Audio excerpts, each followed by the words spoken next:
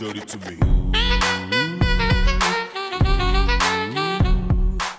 Welcome to the first episode of Talk Dirty to Me, Hair Edition.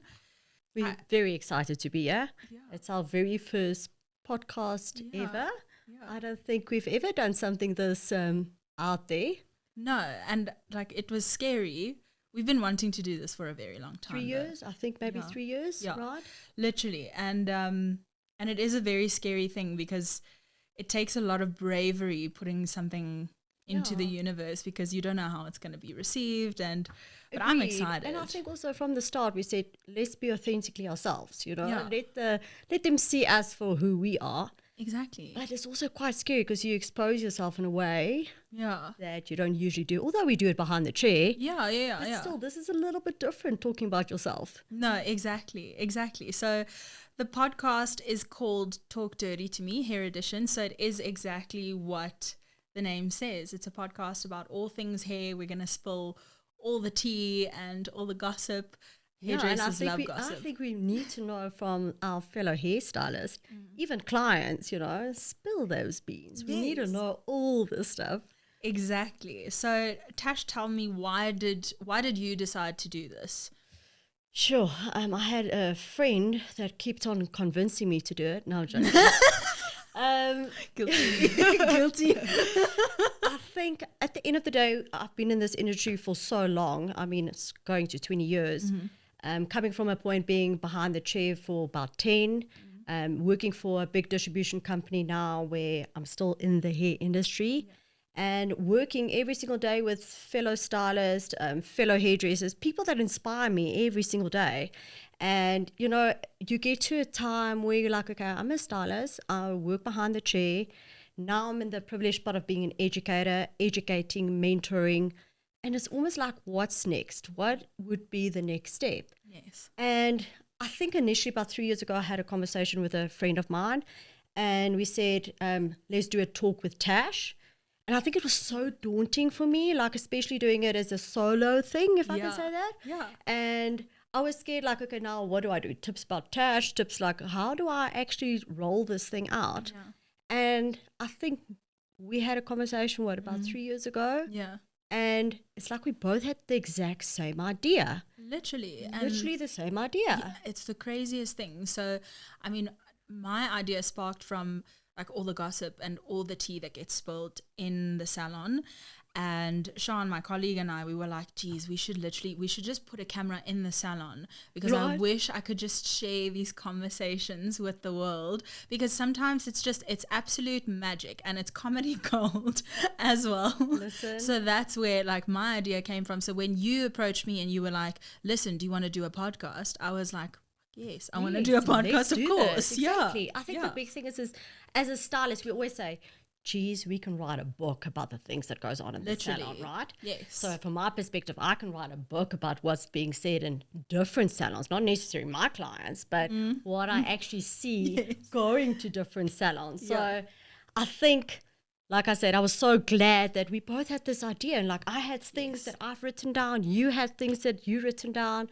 I think it's just taking that little leap of faith and actually pinning it down and going, let's do this shit. 100%. And look at us, here we are.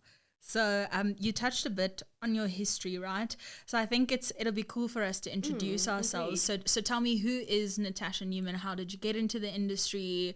And where you are now. Okay, so about me. So that's an easy one. That's like the easiest one. No, that I always say when you have to talk about yourself, you're like, it's always the difficult part, actually. So to be honest, I think from school days, me and my friend had a laugh the other day. She said, you know, Tash, you've actually been doing hair before you even have been qualified doing hair. And she said to me, I remember the days we came after school, we went to your house and you did highlights for me. I said, I did? How did we do it? Please don't judge me, okay? So we got that care package, like the disc game one. That disc game or clicks or, whatever you would have the one with 40 volt. 100%. And Corlia, if I tell you, she had the biggest, but I don't know how I even said yes, but anyway, she's got hair like you won't believe. You'll be doing her hair at least 5-6 hours in the salon. So actually, she could afford to be losing the hair. Right? Okay. She's in that spectrum that she can lose it from breakage. Yeah. So anyway, we bought and she said, and I remember you cut the foils in the kitchen and you put it on a clipboard. I said, yes. She's like, and you weaved. And so I do think it probably comes from even before I studied hairdressing. Yes. I feel sorry for my friends and family that I did put through, how can I say, the testing times of hair, or the experimenting with hair, not knowing anything about it. Yes. And I think the year after school, I've got an incredible mother, and she took me to an open day at Colton Hair Academy. And I know there was a design school right next to it. And as we stopped there, I was like, maybe I should rather go into fashion than hair. Yeah. And I went to the open day, and I think I fell in love with the idea of doing hair. I studied there. I didn't do my internship there. I actually started my internship with Gary Rom. And I think it was in a centrum where the operating hours was quite hectic. And eventually left there. Not that I'm saying I had such incredible training there. It's probably one of the best places to do your training. It's just quite hardcore if you're an Afrikaans little girl, not used to having that rules and regulations. Like very I intense. struggled 100%. I did struggle even mentally a little bit. And then I got to this incredible stylist, Saret, that was a mentor for me for years, like really put the foundation of hair there for me. I think in the old days, they could still get Springbok clothes, like colours, like colours and hair, which you obviously don't get now today. Like, I've never even heard of that. Right? That's not part of like my generation of hairdressing, which is so sad. It's so sad. Like, why can't we do more than just our hairdressing? Exactly. So anyway, I worked with Saret, and I must tell you, I think she was a big figure in my life, not meaning just in hair, I think as spiritually as well. And I think also the way she built me was just absolutely incredible. I worked for her about 3-4 years, and then I took the leap of faith of opening my own salon. Wow. Yeah. Okay. And it was called Sophisticates. I had that for almost 10 years. I worked with the most incredible stylist people. I mean, I think about my apprentice that started there. She was a little noonie, when she started there, and just could see how she was building herself. And I had a representative coming to me every Wednesday.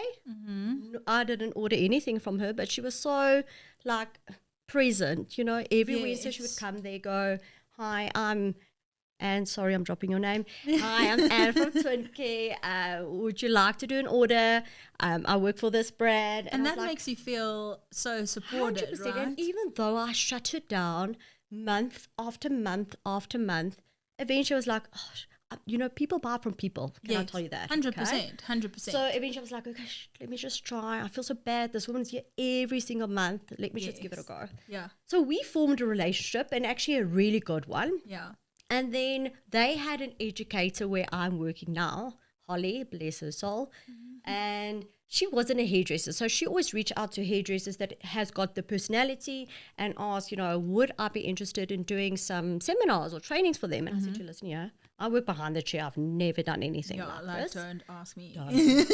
Don't even start. But anyway, so eventually I said yes, and I did some seminars for them. And I think that's where this little thing happened in me, where I actually do love sharing my knowledge. Yeah, like something clicked. Something clicked. Yes. I went for an interview. Eventually, it was daunting again. This little Afrikaans, knowing in my little box that I was staying had only a salon. It was really, it was petrifying. Yes. Went for the interview, and I got the job as an educator. Of course. And I will never forget, I walked in my very first day, and I've got a sales manager, Tace, again, love him. Yeah. And he still looked at me, he's like, I really hope you know what you're doing. Oof. And I was like, I'm scared. So at the end of the day, I think that's also probably the push that I needed, because I haven't ever been, not that I want to say we're not a corporate company, I'm just going to put it out there, but I've never been in such a really structured environment, and this is your task. I did hair every single day. I mean, and I loved doing hair. Yes. Babe. And then I started at Twin Care, and I think 2 or 3 years down the line, actually, first we started with a new colour house that we were developing. Obviously, not just me. I was working with a team. And I think as we launched that colour house, something in me clicked as well, going, ooh, I like this. I like formulating things. I like building structure. I like putting processes in place. I love mentoring fellow educators. And I was privileged enough, now I'm head of education. And As I've you got should be. Thank you. Where I've got this incredible, amazing team that I work with every single day. And we learn from each other. Every single time we do train the trainer, I learn from them, they learn from me. So I think I'm in a very privileged position. I travel a lot. Yes. I get international trainings done. And I'm that type of person that I can't wait to come back and actually just share that knowledge. So one thing that I want to say, and I hope this comes through on the podcast as well, there's a saying in one of my incredible brands that I also like carry so near to my heart is Kevin Murphy. And they've got a saying, and I think you would love this as well. They say that as a stylist, never above you, never below you, always by your side. Oh, I've got goosebumps. And I love that saying because I think in our industry for time, it wasn't like that. It was me, it was an individual game. We're not sharing secrets. We're not sharing recipes. And 100%. I think, again, when I joined that, I was like, this is who I am. Like, I like sharing. I like sharing my knowledge. So, yeah, that's me in a nutshell. It didn't feel like a nutshell. It felt like forever I was talking. No, not at all. But like, yeah, that's beautiful. That's and my I think entry that's to it. And now I'm sitting here with you doing the podcast. And right. I would love to hear why. Why? What happened to you? Yeah. Why hair? So, sure, why hair? My mom always said to me, Corlia, you should be, in Afrikaans, she said, Corlia, jy moet 'n haarkapper wees. And I was like, Mom, I don't want to be a dumb hairdresser. Because that was the stereotype. The stigma behind hair. Like, you can't study anything, study hair. Literally. And funnily enough, that's exactly what happened to me. So I actually wanted to study medicine after school. I really liked school. I was good at it. And I wanted to go study medicine. But then when it came down to it, I was like, I don't know if I can actually commit to doing this. And medicine isn't really something you can be like half in, half out. You need to fully commit. And I mean, my dad's a Christian minister. My mom's a teacher. So we didn't really have the money to waste. Like, if I was going to go, I needed to go and I needed to commit. Yes. Yeah. So I begged my parents. I was like, please, can I take a gap year? And they were like, yeah, cool. You can take a gap year, but if you do it, you're going to do it on your own, out of your own pocket. So you need to get a job. So in my gap year, my one gap year that actually turned into two, I got like a bunch of different jobs, which I think, like, looking back, all of these different jobs really helped me, like, where I am now. So I actually went into, at first I was like an au pair, because that's the one thing that everyone, I mean, if you've just came out of school and you have a license, that's the one thing you can do. So I took care of kids, and then I was a personal assistant for a bit. So I worked on my admin skills there, which is, yeah, we're still working on that. I just want to say, yeah. So have you got to the admin skills? I mean, we're getting there. No. We're working on it. It's a work in progress. But then I actually worked for a little clothing shop for a while, and I did photography, and I ran their website and their social media. So that's where, like, my social media skills kind of came to par, and I did a little web design course, which really helps me now, because I mean, imagine. Yeah, now I do all of my own social media and all of that. And okay, wait, before we get there, so after that, I actually, after looking after kids and after being in like web design and marketing, I did a little stint in rehab, actually. And then when I came out of rehab, my mom had a friend who owned a salon, and my mom knew I was really good at hair. Like, I've always been very good at hair. In school, I always used to, they used to call me the girl with the hair, because I used to come with a different hairstyle every single day. So it was there. And then my mom said to me, I mean, you're fresh out of rehab, what are you going to do? I was like, I have no idea what I'm going to do. This friend of hers said, come and work in my salon, see if you like it. I was like, okay, fine. And then I spent one day there. Her name is Renee. I'm going to name drop her, because she was ultimately the person that got me into hairdressing, and she's such a saint. And honestly, I fell in love with it. I remember seeing extensions and she was like, do you want to curl the hair? And the curls were so shit. Like, let me tell you, I curled this girl's hair and it was just like, those sheepish curls, those ones, but I loved it. And I was the obsessed. Goldilocks one. Yes, the Goldilocks. Tight Goldilocks. That's what I did. But I was so impressed with myself and I was like, oh, I love this. I'm obsessed. So then I asked her, I was like, please tell me, like, how do I go about this, because I have no idea where to go study for hairdressing and all of that. And she said to me, no, okay, you need to go study part-time, but then if you want to do your apprenticeship, you need to go to a place called Torenzo. So then that's essentially where I started, and they did a really amazing apprenticeship program back in the day. And yeah, I was studying part-time for 2 years. I was studying at face-to-face on Mondays, and then I worked from Wednesdays to Sundays, and then on Tuesdays I would actually go in, just me, like, and because I asked Terence, the owner, to train me separate from all the other apprentices. Oh, okay. Yeah, I remember in my interview, I still said to him, I was like, listen, how long before I can be a stylist? And he laughed at me, and I was like, I don't know. Relax, Corlia. Yeah. Like, relax. 100%. And I Your was like, ambition is too much. I literally looked him square in the eye, and I was like, I don't understand why you're laughing.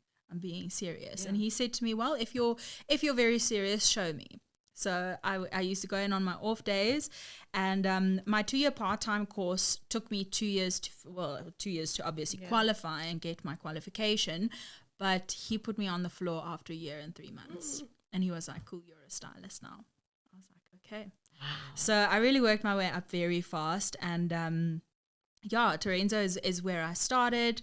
And then Torenzo Hairdressing International used to be a very, very big salon. And then they did this really cool thing in the industry where they broke it up into smaller suites. So it's called the Torenzo Suites now. Okay. So instead of working for the salon, you can now like rent your own suite, rent your own salon, which is a really cool concept. Which is nice for upcoming stylists, right? 100%. Or even like stylists who have their own client base, but they don't want to work for a boss anymore. They want to work for themselves. So then when that split happened, I actually worked for Vanology Hair Design for a while, for Vanna. You know Vanna. I know Vanna. Such what a sweetheart. Yeah, and such a sweetheart. He's going to watch this and he's going to smile, I hope. And yeah, I did all of his, like I helped him set up the salon. He was really great. Like, he was big in the industry as well, and he knew how to sell. Like, that man could sell ice to an Eskimo, and I knew, like, I loved hair so much, but I didn't know how to sell to people, and he taught me so much. And him and his family actually invested a lot in me when I did my first Hairstylist of the Year competition. I remember that. Yeah. I remember that because I was there at Twinkie. You were there, yeah. And I think also I was probably one of your biggest cheerleaders. Yeah, no, 100%. You've always had my back. So that was really cool. And then like Vanna helped me a lot with the Hairstylist of the Year competition, and then I came second. That was the year that Raisa from Raisa International, she Incredible won. Stylist as Unreal. Incredible like stylist. Her show that she put on with the dances and the dresses, and it was so cool. So I came second gracefully. That's still such a great achievement. No, especially 100%. So early in your hairdressing career, basically. I was such a baby at that stage. I think I was 22. So I think that's really it's a good place to be, and actually it's a great place. Off your career. Yeah, 100%. And I mean, because of Hairstylist of the Year, what happened then is Twinkie actually, and you saw me, and that's how I got the job at Moroccan Oil as their educator. And I was with Moroccan Oil, love that brand so much for a year, and loved education, but I missed being in the salon so much, and I missed having my own clients. I would literally go to salons as an educator, and I would stand there thinking, oh, I wish I was the stylist right now. I wish this was my client right now. So then after Moroccan oil, I was like, cool, I'm going to go back into the hairdressing industry, but I need to upskill myself because now I've kind of been out of the salon for a year, and then you kind of lose it, right? Like you can't go out and come back in and expect everything to be the same because it's 100% not. Quickly, Yeah, right? we're in an ever-changing industry, so you always have to be on top of your game. And then I contacted Andrew from SCAR. Yeah. SCAR is one of Cape Town's oldest, if not the oldest, salon. I think, I stand to be corrected, but I think they're about 24, 25 now. And he was like, cool, come down. So I moved to Cape Town and I worked there for about a year. That was a surreal experience because hair in Joburg versus hair in Cape Town, you cannot compare. Corlia, I don't even think it's Cape Town and Joburg. I think later on in these podcasts we can actually hear from stylists themselves. But I think even if you take from Pretoria to Joburg, from Joburg to Potch, from Potch to Cape Town, it's like different industries almost. 100%. And so, I mean, I was so used to doing blondes and balayage in Joburg, and then I go to Cape Town and all of a sudden we're doing mullets and wolf cuts and like shaving patterns into heads, and it was the coolest thing ever. You were taught always to connect the lines. Now it was like disconnect everything. Disconnect. Yes, just texture everywhere, and if it looks like that chick from Die Antwoord, like then you're doing it right. Yes. If you could do a fist cut, you got it. 100%. And then I don't know if you know Guy as well. So I was so stoked. He was working at SCAR at that time. He started when I was there, and I used to stand next to him and I used to be like, do you mind if I just watch you while you're busy? And he was like, I'm no, not being creepy. I promise. I just want to watch you. I mean, he is a good looking guy, but that's not why I was there.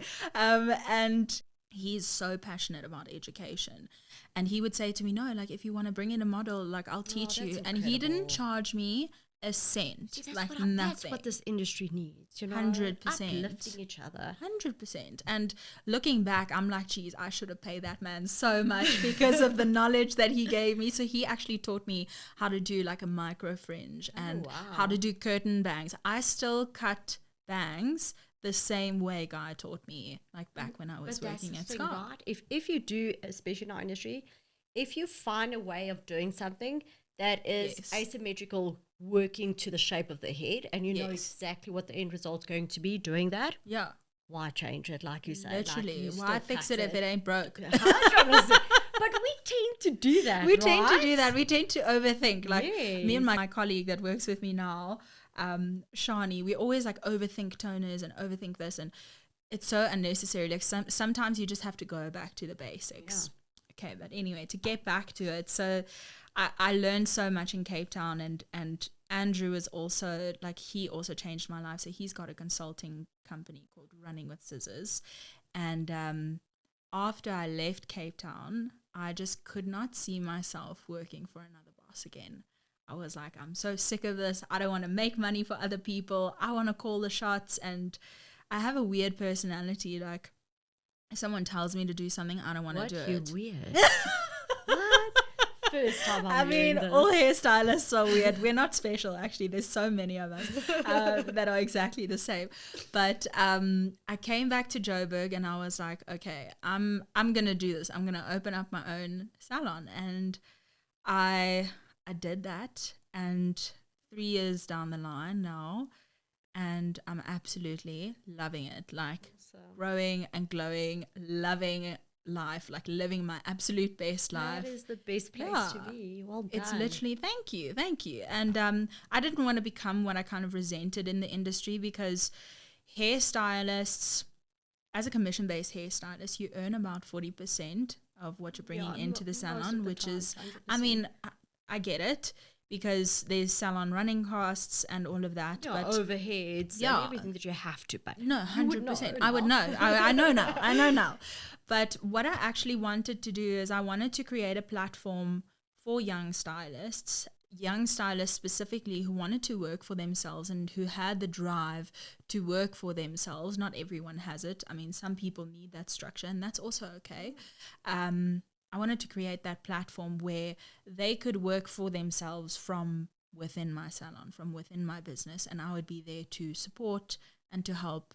And I wouldn't want anything from them, like in terms of the more you make, the more you make, not the more I make. Agreed. And a lot of people don't necessarily agree with that. I was told the other day that it's people like me who are killing the industry, which is also it's a hard one to hear, and sometimes it hurts.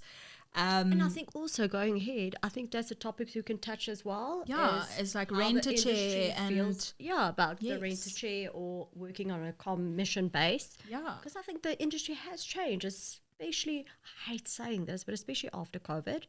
100%. So once many stylists again, are working for themselves 100%. now. I think yeah. at the end of the day, if how I see it, Corlia, is that you're giving somebody this opportunity without gaining actually anything out of it, except Yes.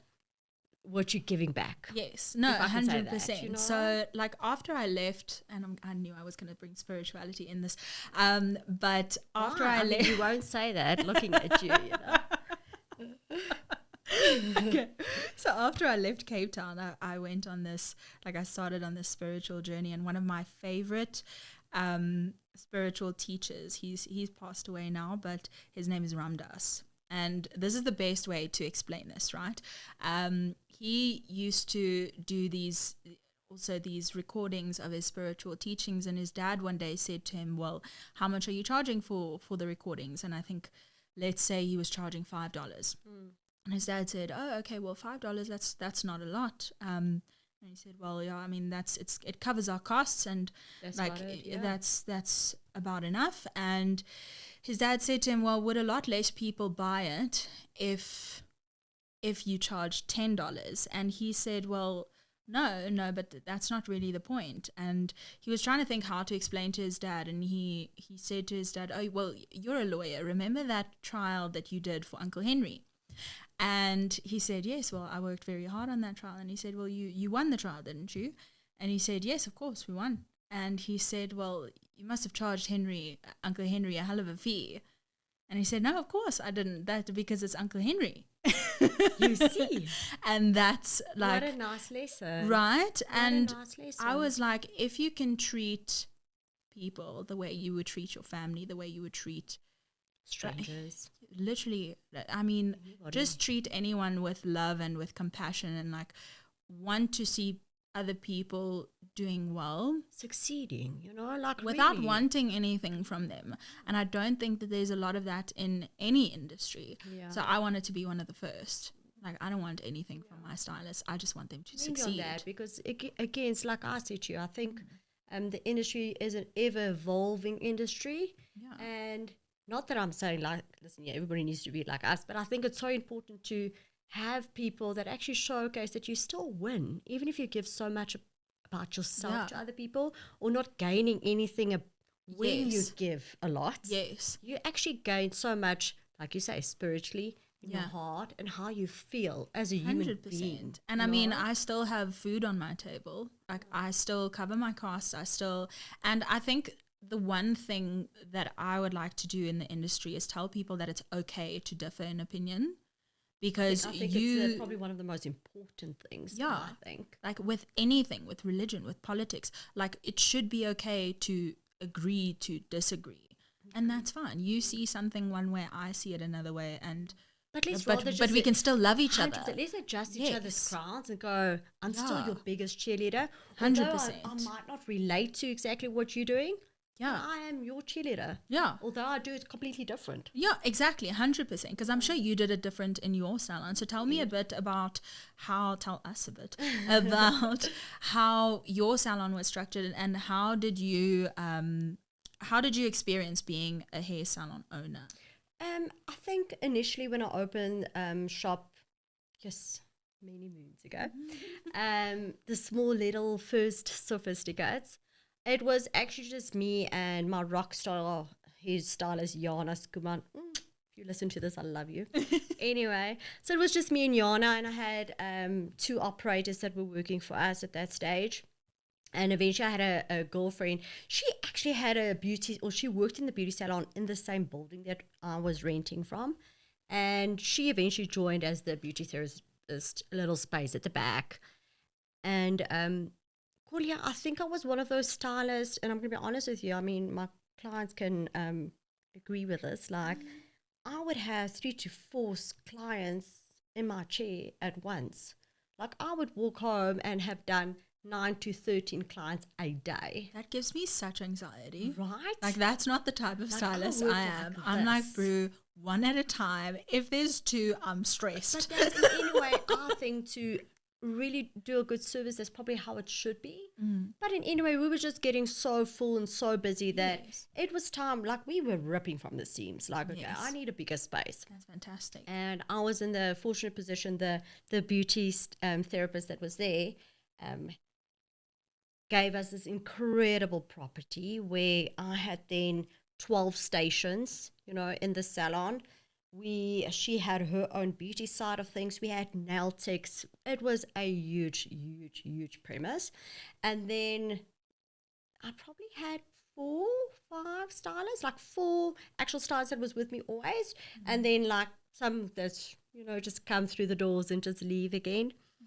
And Corlia, I think I was so young and I grew so much and so quick that eventually I got to a place where I was booked out 4 or 5 months in advance. Unreal. Like Saturdays, you would not get an opening from me in at least 6 months' time. And isn't that what every single stylist wants? That's what you want, right? 100%. But yeah. you must also remember you have got no base of freedom there. And I think what happened is it was great also for the younger stylists because I could go, you know what, I don't have space, but I can help you with another stylist, for instance. But I think the one thing that was probably the hardest for me is, first and foremost, you're responsible for so many families, if you think about it, right? Because it's all your staff that's working for you. Oh, 100%. Right? Like So if I it's not don't work hard enough, like my operator doesn't get a salary. But and that's I'm the like, thing. I'm responsible for her. She's got a little 100%. baby. And so if you have like... So that part I think was where I started getting difficulty, like having this own business or this salon and being at such a young age as well. And being such a successful salon, because I really had a successful salon, that I never studied anything that's going to help me or equip me on how to do this. And I've always been the person, and still today, I am a person that works really hard, and I will always give my everything. But it came to a point where it's your business, so you work 7 to 7. And if that one asks you, listen, Tash, I can only come after 6, you're like, cool, I'll help you after 6. Yeah. That eventually separating your personal life and the salon life was very difficult. But So to get back to what they were doing, we were doing comm as well. So they all worked for me by earning commission. And when I had to do the turnover, when I started at Twinke, still trying to keep sophisticates, this is really where it started getting super hard for me.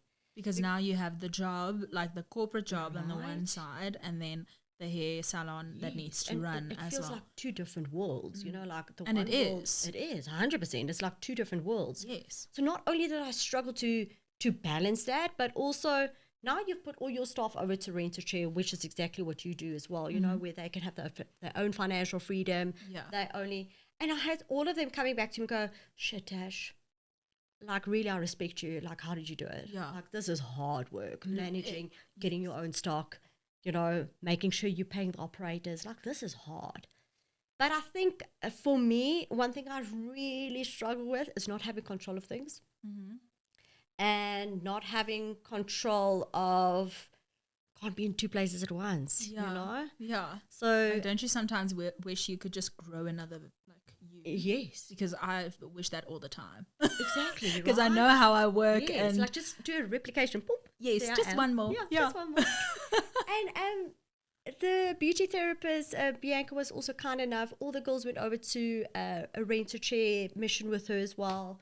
And I had to, this was probably one of the hardest things I ever did in my life, is to take a step back or walk away. On something that I built so hard and so long and put, like, if I say blood, sweat and tears, and not just me, my poor family. Oh my gosh, they've always been the center of support for me. But like, I had to start seeing it that it's not something I'm giving up for something else. This is me growing to another place. Yeah. And also what I'm kind of hearing is like you in the salon barely had any boundaries, whereas this was you taking your power back. I think so. I think so at the end of the day. I think so. That's a beautiful thing.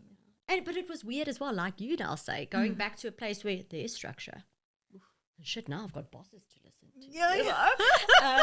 Now I've got people to report to. Now there's people telling me how to do my shit, like what? Yeah, I couldn't cope, hey? I mean, you were there. Yeah, but you find a way of doing it, and also realizing that nobody's actually against you. This is just how the company works. Yes, 100%. And everyone's working towards the same goal. Agreed. Yeah. I think I was very young when I went into that. And I mean, you go through things in your personal life. I mean, we're talking a lot about our work and us in the salon, but I think at the end of the day, we forget that we are also human. We're allowed to have personal lives. And what is that? I mean, this is our personal life. Yeah, sitting here and recording. On a Sunday. Work that we love. Yes, exactly. Yeah. And it's so hard to kind of differentiate between where your personal life ends and your work life starts. I don't know if that makes sense. Yeah. It becomes like a blur. Yes. Where, I always say it's weird, Corlia, because when you're behind the chair, although don't get me wrong, the stress doesn't stop, but if you're not a salon owner, taking towels home, washing it. Like someone asks me, what's it like being a salon owner? And I'm like, I just wash towels. I wash towels every single day. I think with the situation, if you're not a salon owner, when you close your door, except for answering people, because everything goes over WhatsApp now, instead, if you're not answering or making appointments on your phone, actually when you walk out of the salon 5 or 6 o'clock, your work is done for the day. Makes sense. Yes. That I think is a good thing, or it should be. Although we're on TikTok and Instagram, sourcing pictures and whatever we need. Yeah. But usually that's where your day ends. It was a big thing for me, and still I struggle with it, is going home after working my 8 to 5 job as an educator and switching off. It's so easy just to go, but you know what, I've got that one task that I still need to do. I still need to do that thing. Yes. So I think, I'm not saying there's bad in both, but I think it's almost two different worlds. Yeah. I can say that, No, completely two very different worlds. I think I'm extremely grateful that I got to experience the corporate side of hairdressing, even though it wasn't for me. And I wouldn't be able to do it full time like how you do, just because of the structure of it. It taught me so much about the ins and outs of our industry. Like, I didn't know that part, like the behind the scenes almost of distribution and reporting and education, making sure stylists know exactly what this product does, what it's for, how to benefit, and the support that you can get from a professional outlet like Twin Care. Unreal. So that also, again, I've taken with me into my salon, and I'm like, okay, I know this is how it works. This is my order that I'm doing, and this is the person I can contact for education. It's knowing the 360 degrees literally around hairdressing. Yeah, because and it's there's not so just a salon, much. Right? Yeah, as a salon owner, you do need the distribution company. Literally, you just to cannot get your function products. without it. But now also, how do you upskill yourself? Again, that's where you get a company that can upskill yourself, as a stylist. Yeah. I think there is so much education out there that anybody can join. But I do think, that's my love, obviously, is education. Yeah, literally. And I mean, same. I still love education. That's why I do that. Like for me, there's still so much to do. Yeah. You get what I'm saying? Like, so much to do, so little time. There's still so much to do. And I think that's what, I'll be worried the day when I don't get excited about that anymore. Literally. Going like, shit, there's so much I still want to do. I want to learn this. I want to do this. I want to teach this. I want to get to know this one. You see how that one does that thing? How do I do it? I think as an educator, the big mistake in the past a lot of educators did is that you know everything. You don't know. No, but this happens also all the time. This is what I mean. Like when I say, like I specifically target for my salon, I love working with younger people because they're more open to learning. And I'd love to see a lot more of that in our industry with like the older generation is like, okay, I'm not qualified now and now I know everything. No. Ever-changing industry, there's always something to learn. I mean, I'm going to a workshop tomorrow to learn how to consult. I've been in the industry for 10 years, but... And you are consulting. And I'm consulting. It's not like a step you're skipping. No, definitely not. Definitely not. But I'm upskilling myself because I want to be better. And I know there's always new things to learn. Exactly. Corlia, yes. I think we're going to have such a fun time here. I'm already having the best time. I just realized, like, we've got matching nails. How cute are we? How quick. And hats. Yeah, we got here and we both had the hat and the black top. Guys, this was I love this for us. It wasn't a thing like, oh, we're going to do matchy. It happens. I think we're just so in sync with also like everything we want to do. Black tops. The chances of us wearing black, because black is like a hairstylist's happy color. That's our wardrobe. Hello. When people go, dress something colorful, I'm like, what? Why? No. So, okay, no. This is why I don't deserve nice things, right? Because in the salon, the one day I will wear color, I will literally, it will, like color, bleach, it'll mess on my clothes. Yeah. So this is why, for those of you who are wondering why we wear black, because if you mess color on your black top, you're not going to see it. And if you mess bleach on the black top, you just dye it black again. Hey, can I tell you, permanent marker is like literally. You like to color it in. Like, I have like 3 permanent markers in the salon. Yeah, exactly. So it's not that we've got lack of interest in wearing color, but I can buy like 4 shirts at whatever shop and mess on all of them. But if you've got those nice little outfit and you mess a drop. No, then it's over. It's done for. I saw, I don't know if you've seen this. There's a company that's brought out like mess-free tops and like you cannot stain it. I'll go look for it. I don't know what it's called. But it's clothes for hairstylists that you can mess color on it and it doesn't stain at all. You can just like wipe it off. One question: is it all black? Yes. Oh, yes. Wow. Yes. And they've got these cool like dungarees and I'll see if I can find it. Yeah, because it would be nice to put the link on there as well. 100%. 100%. But yeah, I think that's about the time we've got, right? Agreed. I think this was a good introduction.